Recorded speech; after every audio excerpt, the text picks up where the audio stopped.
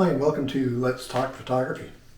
As I mentioned, we're going to be talking about flash, and I want to try to show you the very basic ways of using on-camera and off-camera flash.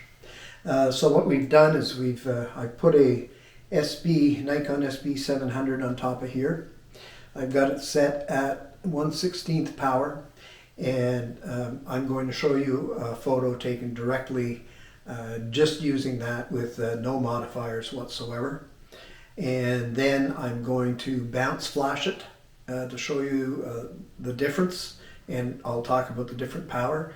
And then I'm going to put the flash on top of the stand here, and I'm going to take a picture of it just with the bare flash, and then I'll take a photo using the bare flash with a very simple modifier.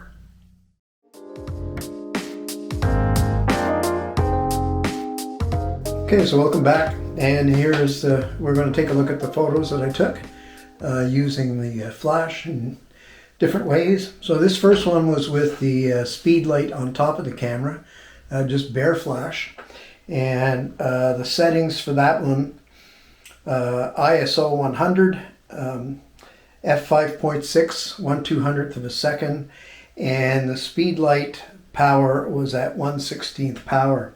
Now the one thing you'll notice right off is the harsh light and hardly any kind of catch light in the eye. It's just that little bead of light. So it's not very flattering. Now I did use a second speed light behind me because I wanted to create some separation between me and the black background. So you can see how that worked out. So not the ideal thing. I mean, if you have to do it, you have to do it. I guess there's no way around it.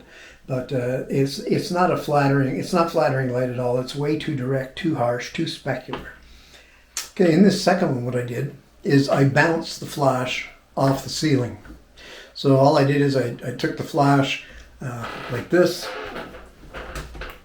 It was on top of the camera, and all I did is I just put it at an angle like that, bounced it off the ceiling. Ceilings in my house are pretty high, and the setting on the flash was at half power because the ceiling is so high, so the light has to travel quite a bit further. And the other settings were ISO 100, f5.6 again, 1/200th of a second. And as I said, half power on the flash bounced. And the one thing that you can see right off the bat is the light is a lot softer. Still low, no really nice catch lights in the eyes at all. And I mean, that's something that we want to go for.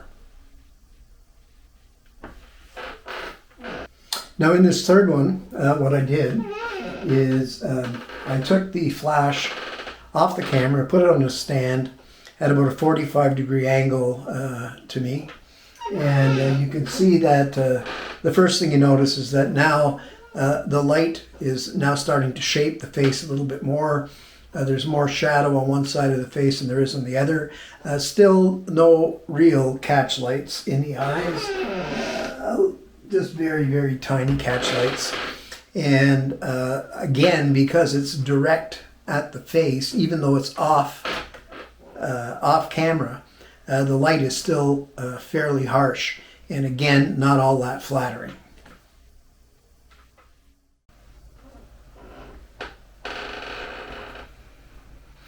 Okay, now in this fourth image, you're going to notice right away the light is softer than the last one. What I use for this one is I use this here, which is a small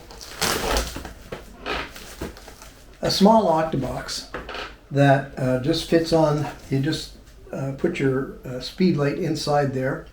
It's a double diffuse, so you've got this outside diffuser and there's an inside diffuser on there too. And you'll notice right away that the catch lights in the eyes are quite a bit larger because of this is what's reflecting in your eye. So it gives you a nicer look. And of course the light is a lot softer on the face. So that's what you're going for. Now this one here is a Elastilite. It's fairly expensive. It's about $100 Canadian. But you can get other ones that are very similar to this online, made by different manufacturers for a lot cheaper. I didn't know that when I bought this one, so that's that's the way it rolls. But anyway, I really like this one. It's good. It's good if you are shooting a live event and you want to use your speed light on your camera, but you want the light to be a lot softer, and this will give you much softer light. So definitely recommend if that's what you're going to be doing. Okay, in this last image, you're going to notice that the light is much softer. Really falls nicely across the face. You've got not an absolutely perfect Rembrandt light, but it's getting closer. And you're going to notice that the catch lights are much larger in this one. For this one here, I was using this little guy. Just a small little umbrella. It's a